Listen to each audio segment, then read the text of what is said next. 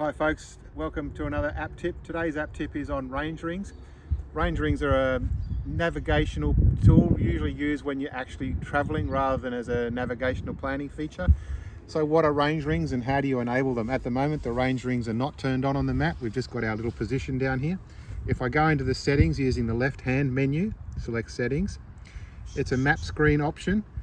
So we go down here and somewhere down here we will find range rings.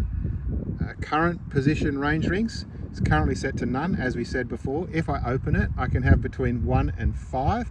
I'll just turn on 5. What you'll notice is when I've turned that on, it's given us another setting, which is the current position range rings distance. So we can specify the distance between each of those range rings. We'll just set 5 1 kilometer range rings for now.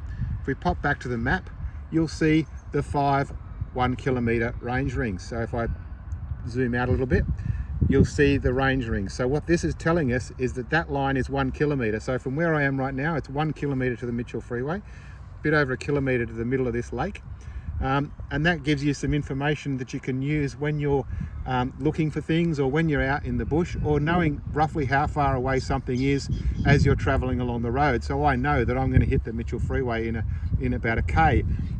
And as you're moving around the map, it'll keep showing you bits and pieces. So those range rings, you can set the distance to however you like. You can set the numbers to whatever you like. I find them invaluable. I use them all the time. They work on and offline. Great navigational feature, range rings.